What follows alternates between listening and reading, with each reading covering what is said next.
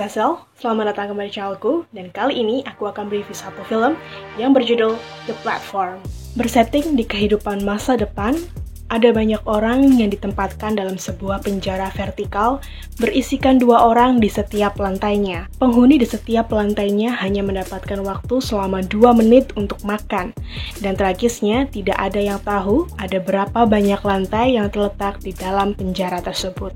The Platform yang disutradarai oleh Galder Gaztelu Urruti ini adalah sebuah film yang bikin kamu berada di atas awan. Karena filmnya sangat mudah buat diikuti, yang bikin kamu bakal ngerasa, oh, kayaknya aku tahu nih apa yang sedang atau akan terjadi. Tapi ternyata film ini memiliki ending yang bakalan bikin kamu bengong. Yes, sungguh di luar ekspektasi rasanya film low budget asal Spanyol ini ternyata memiliki muatan makna yang sangat dalam. Terselip rapi tapi tetap noticeable, dan menurutku itu adalah sesuatu yang istimewa. Dan kalau biasanya aku selalu bikin video review yang non-spoiler, tapi kali ini aku pengen memberikan sedikit interpretasiku tentang filmnya di menit ini. Jadi, aku tetap bakalan kasih sedikit review singkat in case masih ada yang belum nonton filmnya. Dan sebenarnya film ini tuh ngingetin aku sama film keluaran tahun 1997 yang disutradarai oleh Vincenzo Natali berjudul Cube. Menurutku 2 film ini tuh serupa tapi tak sama. Cuman bedanya The Platform ini menurutku lebih ramah untuk kebanyakan orang. Yang menarik, film ini tuh mempunyai banyak sekali simbolisasi dan juga metafora yang bikin kita tuh jadi semakin penasaran tentang filmnya. Memang filmnya tidak sempurna. Ada satu pertanyaan yang juga belum aku temuin jawabannya. Nanti aku bakalan bahas ini di bagian spoiler reviewnya ya. Tapi sebenarnya terlepas dari itu semua, segala sesuatu yang ada di film ini tuh menarik banget. Karakter-karakter yang ada di film ini juga menurutku secara garis besar mewakili wajah dari masyarakat kita yang beragam. Dan itu pun juga nyambung gitu loh kalau misalkan kita hubungin ke kenapa si penjara itu berbentuk vertikal. Dan sebenarnya kalau mau dibilang film ini kayak semacam social experiment pun bisa, karena sebenarnya di dalam penjara tersebut berisikan orang-orang yang gak cuma berbeda karakter tapi juga berbeda latar belakang. Ada orang berpendidikan di dalam situ yang masuk ke situ secara sukarela untuk mendapatkan jalan pintas. Ada juga orang yang masuk ke dalam situ untuk menjalani hukuman. Jadi benar-benar membuat sesuatu yang sangat menarik menurut aku. Dan selama nonton, coba deh perhatiin sistem yang ada di dalam penjara tersebut. Karena segala sesuatu yang ada di sana bisa membuat sosok paling harmless sekalipun itu berubah menjadi monster. Dan menurutku inilah kenapa film ini bisa dibilang kayak dramatisasi yang tepat untuk menggambarkan kehidupan bermasyarakat kita. Dan buat kalian yang belum nonton filmnya, aku saranin buat stop di sini karena aku jujur aja udah gak sabar pengen ngebahas tentang interpretasiku buat film ini. Jadi buat kalian yang belum nonton, stop di sini, balik lagi setelah nonton filmnya. Oke? Lanjut. Jadi selama nonton ini bakalan ketebak banget ya, oh ternyata film ini berbicara tentang sebuah premis pasaran, yaitu kesenjangan sosial. Itulah kenapa bentuk penjaranya vertikal. Yang bisa diartikan berarti itu adalah sebuah kasta atau hierarki. Dan menurutku ini diperkuat lagi oleh dialog yang diucapkan si Trimagasi, roommate-nya karakter utama kita, yaitu si Goreng. Si Trimagasi ini kan bilang, jangan pernah ngajak ngomong orang yang ada di bawah. Dan juga jangan pernah ngajak ngomong orang yang ada di atas. Karena mereka nggak akan pernah ngedengerin kamu. Oke. Dan rasanya menggelitik banget gitu. Ngelihat simbolisasi yang dipakai untuk menggambarkan keserakahan manusia, yaitu lewat makanan.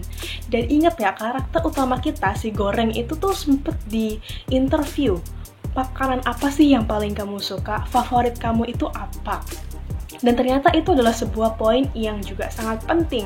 Terlebih lagi setelah kita kenalan sama karakter Imoguiri yang faith in humanity-nya itu tebal banget. Dia sempat bilang bahwa sebenarnya makanan ini, semua makanan yang tersaji bisa sampai ke lantai paling bawah sekalipun. Asal setiap orang cuman makan sesuai dengan kebutuhan hariannya. Yang berarti sebenarnya keadilan itu bisa tersebar dengan rata dan juga seimbang asal manusia itu bisa mengimbangi egonya dengan faith in humanity. Wow, oke. Itu kalau dipikirin lagi ternyata punya message yang sangat dalam gitu. Dan bahkan lewat karakter terima kasih, kita itu kayak dikritisi sifat konsumtifnya. Ingat Samurai Plus nggak? I love that stuff. Itu kayaknya nyindir customer dan juga sebuah perusahaan gadget yang cuman gonta-ganti model kamera doang nggak sih? Coba kasih tahu aku, kalian mikir hal yang sama nggak? Komen di bawah. Dan apa ya, yang paling mind-blowing buat aku adalah, kan setiap bulan mereka ini gonta-ganti roommate, dan juga lantai penjaranya juga berubah-berubah, either naik atau turun kan. Coba deh perhatiin, bahwa karakter utama kita, si Goreng ini, cuman bisa naik ke lantai atas ketika dia udah ngebunuh roommate-nya. Correct me if I'm wrong, tapi itulah yang aku notice untuk karakter Goreng ya. Dan kalau kita telaah lagi, sebenarnya hal ini juga memang terjadi dalam kehidupan kita. Sikut-sikutan demi jabatan, demi mendapatkan profit yang jauh lebih besar. I mean, cara kotor seperti ini tuh ya memang ada dan bahkan dilakukan oleh sebagian besar orang. Orang lain menderita ya biarin aja, yang penting aku ada di atas.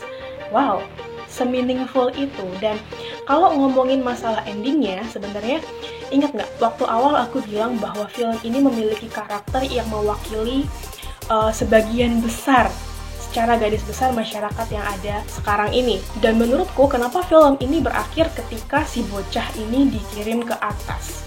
Ya simply karena si bocah itu mewakili generasi muda.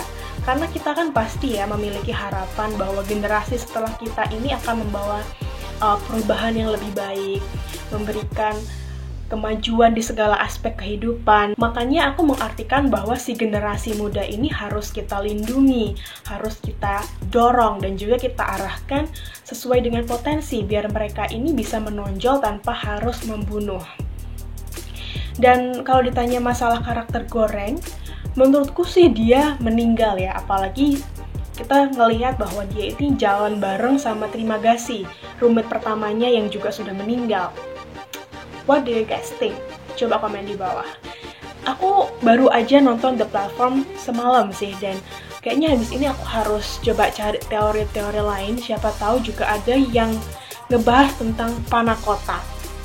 Ya, inilah pertanyaanku yang belum terjawab. Aku nggak ngerti kenapa bisa si kakek-kakek itu, bapak-bapak tua yang duduk di atas kursi roda, tiba-tiba bisa bilang bahwa panah kotak adalah kuncinya. Ini aku yang nggak ngeh, atau memang beneran nggak pernah ada gitu loh poin yang menguatkan poin itu nggak sih? Coba komen di bawah, siapa tahu kalian bisa menjawab pertanyaanku atau punya interpretasi yang lain, bisa coba komen di bawah. But overall, aku suka sih The Platform karena film ini selain unik juga memberikan pengalaman yang nggak terlupakan. Somehow juga ikutan merinding waktu nonton karena ngedengerin scoringnya yang juga mengintimidasi. Dan aku juga sekali lagi sama sekali gak expect bahwa film ini ternyata memiliki muatan makna yang sangat bagus. Dan rating yang akan aku berikan untuk The Platform adalah 8,5 dari 10. That's all buat review kali ini. Kalian jangan lupa cek description box karena aku akan meninggalkan fakta-fakta seputar film ini. Thank you so much for watching. I'll see you in the next video. Eat, sleep, movie, repeat. Bye!